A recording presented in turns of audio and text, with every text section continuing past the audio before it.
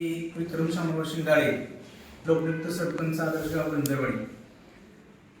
जिल्हा परिषद पंचायत समितीच्या होऊ घातलेल्या 2026च्या या निवडणुकाच्या अनुषंगाने आज देवळी येथे छाननी आज या ठिकाणी संपन्न झाली आणि ही छाननी संपन्न होत असताना आमच्या राष्ट्रवादी काँग्रेस पार्टीच्या सर्व उमेदवारांचे अर्ज वैध झालेले आहेत.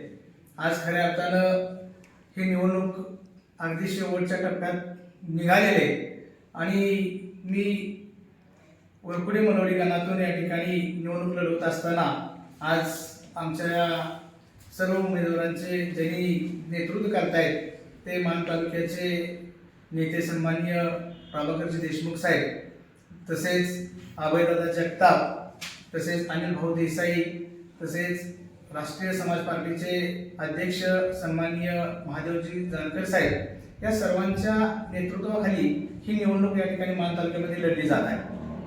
त्या अनुषंगाने कोळाड गटामध्ये अनिल भाऊ देसाई यांच्या मार्गदर्शनाखाली आणि यांच्या नेतृत्वाखाली ही निवडणूक लढवली जाते. जिल्हा परिषदेला अनिल भाऊ देसाई या ठिकाणी निवडणूक लढवत आहेत आणि मला खात्री आणि विश्वास आहे की मान तालुक्यातला असणारा हा शेवटचा टोकावरचा हा गट आहे, हा कायमस्वरूपी अनिल भाऊ देसाईंचा या ठिकाणी मजबूत असा किल्ला आहे.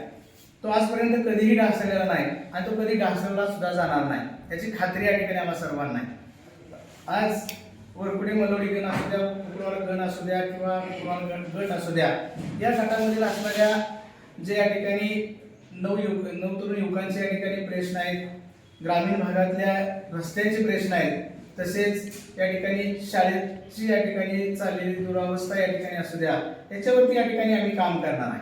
आम्ही रडणारे या ठिकाणी कार्यकर्ते नाही तर लढणारे कार्यकर्ते आहेत आणि त्याच अनुषंगाने ग्रामीण भागातील ज्या ठिकाणी ज्या काही समस्या आहेत त्यामध्ये शैक्षणिक असू द्या, रस्ते असू द्या, आरोग्य असू द्या किंवा या ठिकाणी महिलांचे प्रश्न असू द्या, ह्या सर्व या ठिकाणी प्रश्नांची या ठिकाणी हे सर्व या ठिकाणी प्रश्न येणाऱ्या काळामध्ये आम्ही या ठिकाणी सोडवणार आहोत.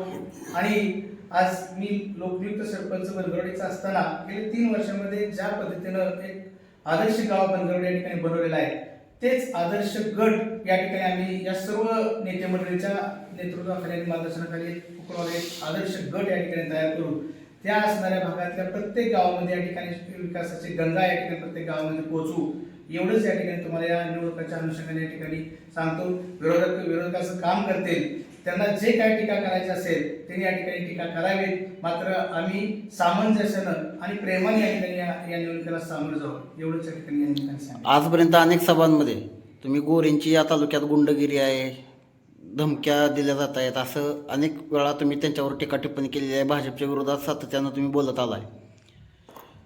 आता कुकुडवाड गटामध्ये सुद्धा गोरे घरातलाच उमेदवार आहे. तुम्हाला असं वाटतंय का जे तुम्ही टीका टिप्पणी करत आलाय आता ती परिस्थिती आहे का कुकुडवाड गटामध्ये? अर्थातच या ठिकाणी मला खरोखरच तुम्हाला सांगायला खरंच एक हे वाटतंय की आज कुकुडवाड गट हा स्थानिक आमदार गटांचा या ठिकाणी तिथं ठीक आहे, त्यांना मतदान जास्त पडले असेल विधानसभेला आणि त्या अनुषंगाने त्यांनी उमेदवारी दिली असेल, मात्र एक सर्वात या गटाचं दुर्दैव या ठिकाणी मला सांगायला तुम्हाला वाटेल की भाजपसाठी या ठिकाणी गावातला किंवा त्या गटातला एकही उमेदवार त्याला मिळालेला नाही, इथंच त्यांचा पराभव झालेला आहे.